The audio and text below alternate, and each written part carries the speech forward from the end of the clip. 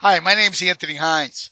For the last 40 plus years, I've tried to help people in their career to help them to get it to be developed so that they can go on to be extremely prosperous in their career in all aspects of their career. And I've also tried to help people who are seeking their next job opportunity.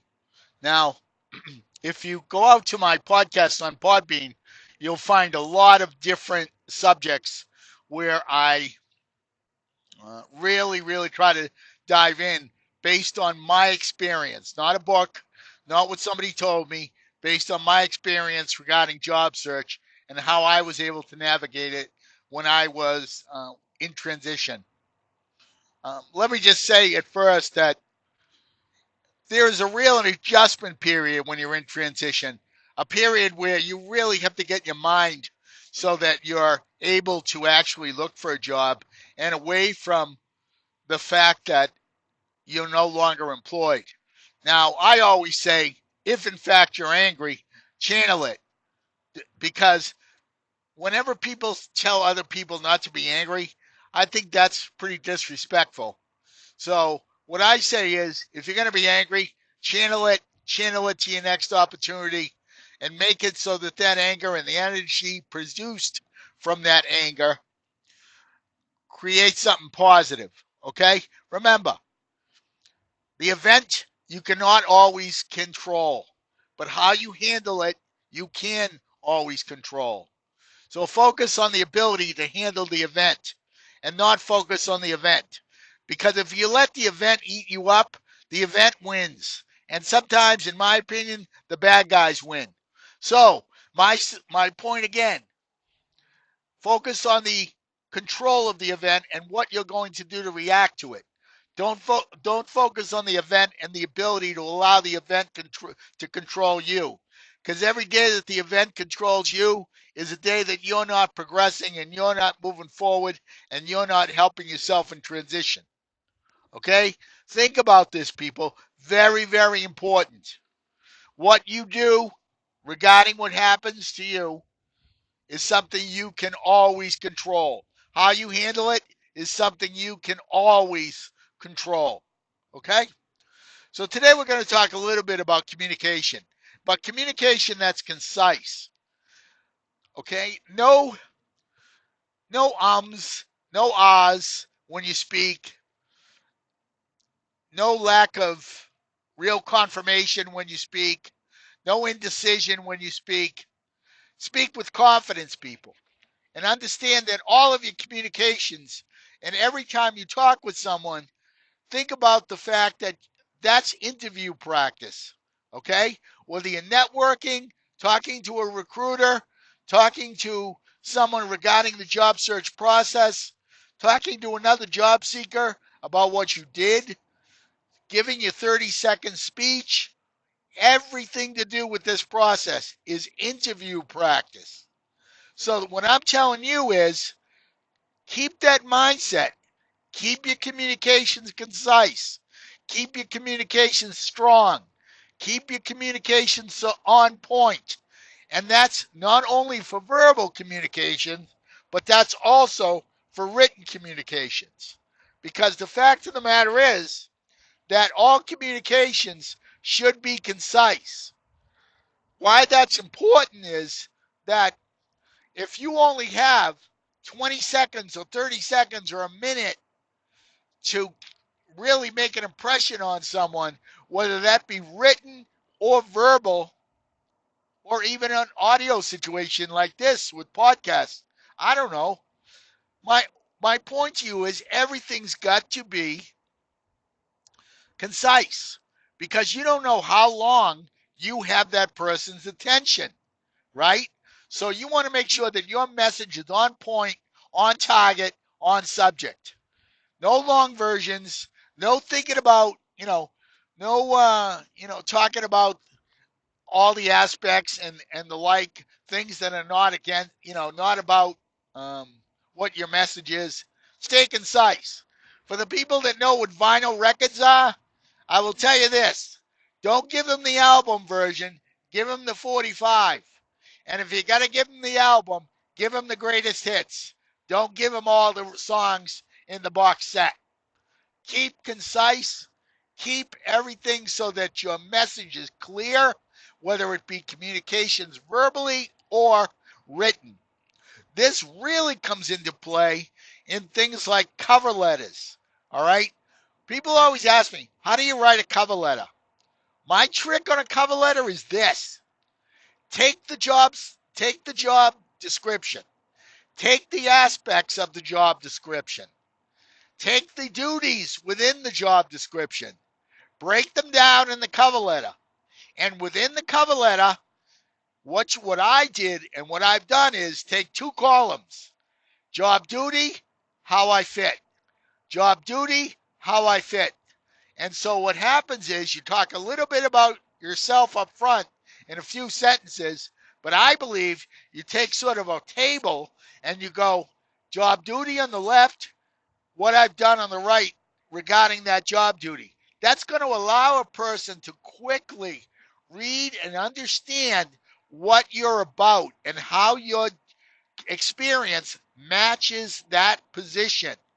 Don't overthink this stuff, people, because that's going to get you in a place where you're never going to get out of. Keep it concise and say to yourself, if I was reading this, what would I want to see? Right? So my point is keep it concise and keep it so that people know exactly why you are a fit. All right?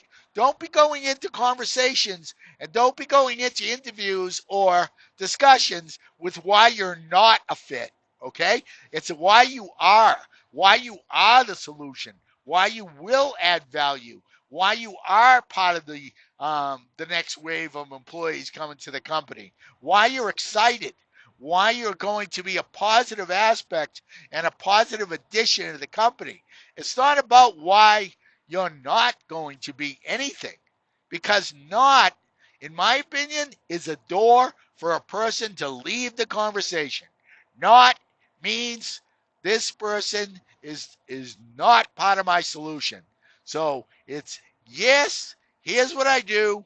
Focus on the positive, focus on the value, and focus on the like of that job description versus your skills in the cover letter. So my point is concise comparisons, concise communications. 30-second speech.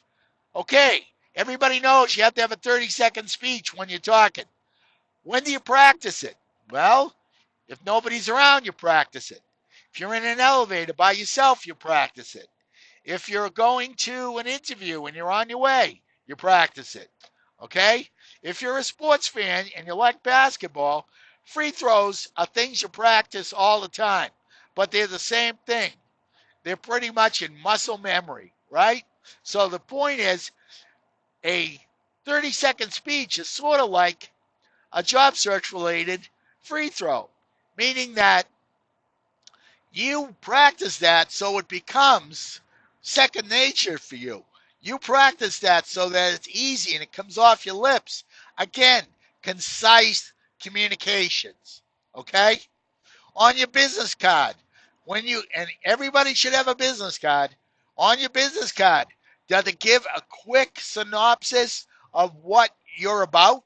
Does it talk quickly about your skills? Does it have good, easy, and smart ways to get access to you? Does it have your LinkedIn profile? Does it have an easy way for a person to find out more about you? Is it the gateway to the information about you? That's what the business card should be, right? Concise, quick, easy um, communication to you and telling people how to get more communication about you, right? So keep that business card as a pathway. Oh, and by the way, something I really can't believe, but people do it. When you make your business cards for work, keep your background so it's not a beach. Keep your background so it's not a vacation spot. Because what are you telling someone? You're telling someone you want to be on vacation and you don't want to look for a job. Okay? Please think about this before you make your cards. Also, keep the stock on your cards to be heavy. That way, if people are reaching for cards in their pocket or pocketbook, they're going to feel yours because it's the heaviest. And what I do, and what I did, was I kept statements about how I worked on my business card. Little statements regarding in the back, in the top and bottom, about my work and about what I do and how I do it, so that people can quickly know who I am and what I'm about. In my scribd documents, you can see example of my business cards. You can get access to the scribd documents by going to my LinkedIn profile, downloading my job search article, and going to the section talking about scribd. Okay? Look at my business cards. That's how I did them. They worked unbelievably well because they were concise and they kept people to be able to find out about me quickly. What am I saying, people? I'm saying that everything you do, concise, to the point, and on target, because you don't know how long you have their attention. So you want to make sure that you're selling yourself properly. Again, no ums, no ahs, none of that indecision type discussion or conversation when you speak, and also concise, easy to read communications when you write. And then if your communication is ad hoc and your communication is without notice, get into a mode mentally where you're in interview mode. Okay? So that you practice your interview skills every time you communicate. Think about it. Click in your interview mode so that you practice your interview mindset by your communications. Okay? Everything is concise. Everything you do is quick. Everything you do is to the point, and you allow the person to understand what you're about before you lose their attention. That's your objective. That's what you want to do. Because if you do it in the ad hoc situations and you do it in the secondary situations, you're going to be ready to do it in your interviews as well as in your official job seeking conversations. Things like job fairs, where there's a line to get in conversations with people in the recruiter, in a job, right? So you bring your resume to a job fair, and you, instead of letting it intimidate you, you be ready about your time that you're going to be in front of the recruiter, and you be ready to give it all that you have in the time that you're going to be able to talk to them. You want to make an impression. Every single communication you do, you want to make an impression. Think about this, right? You can do this. You can do this. Just make it. Think about the mindset of making the impression. Obviously, you want it to be positive, but hey, there are some people that say that even if you make a negative, any impression's better than no impression. My sense is, in this world, you want it to be positive. So keep that in mind and make it work for you. Okay? Don't be intimidated by job fairs. Don't be intimidated by big situations where there's a lot of job seekers. Obviously, you want to be in positions or in situations where there are less job seekers. As I say, network with people that are employed, then you have less job seekers. Obviously, you want that. But the fact is, if you're in a situation where you have a lot of job seekers, you want to stand out. The best way to stand out is confidence, concise communications, and showing the person that you're talking with or is reading about you your value and how you're going to add value right away. Instead of thinking about what they want to hear, put that away. This is not dating. This is not something where you're trying to get them to get yourself to be the perfect employee. You want yourself to be who you are. That's who you want to project. Instead of thinking about what a person wants to hear, they can see right through that all the way. So my point is, keep it to who you are, because that's what the person wants to know about, who you are. They'll make the decision whether you're a good fit. They'll make a decision about whether they want to go forward. That's out of your control. But what you can control is your confidence, your concise communications, as well as the way you're going to provide value, and you can also control how quickly you do it, as well as understanding that how you react to the job search and how you deal with it based on your efforts is what you can control. The event, being the layoff itself, is not something you can control. But getting everything you can out of it and getting your ability to properly react and properly act proactively is under your control. Keep your communications concise and you'll be in great shape.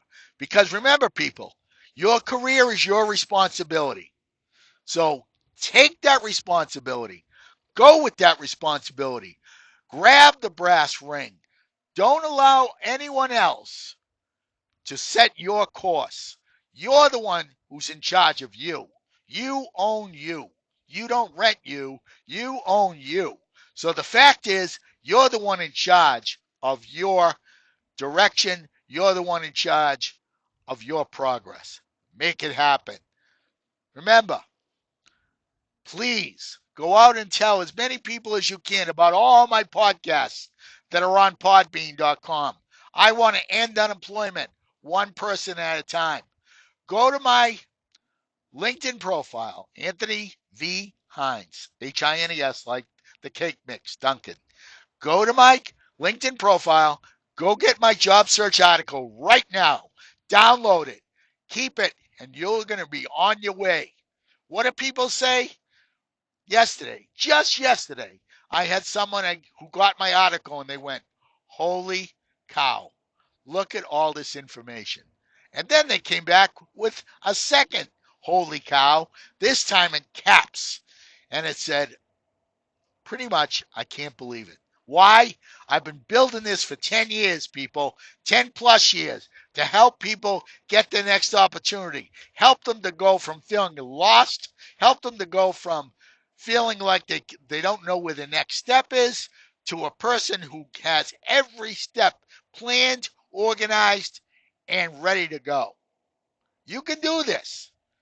Work with my tools and then listen to my podcast, and you'll hear and you'll feel more confident about what you're doing. So, communications are your opportunity to show people your value. So, make them concise, to the point, on target at every opportunity that you communicate with anyone, because interviews cannot be practiced enough. Take my tips and go. Have a great day, everyone. Go out on podbean.com, listen to the rest of my podcasts. They're all kind of intense like this. But you know what? When you're looking for a job, you need somebody to be intense. You need someone to be in your corner. That's what I try to do. I want to support you when no one's calling you. I want to support you and help you when no one's there for you. Because unless they've been unemployed themselves, they don't know the feeling. I know the feeling. And it's spurred me to 10 years worth of tips, tools, help, conversations, podcasts, anything I can think of to help the unemployed. Why? Because unemployment is so tough. And you can get yourself out of it and get yourself to your next great job the quicker that you feel that you're in control. Remember, who's to say your next job won't be the best job you ever had? So have a great day, everyone. Stay healthy, stay balanced. Remember, keep your communications concise. Have a great day. Bye-bye now.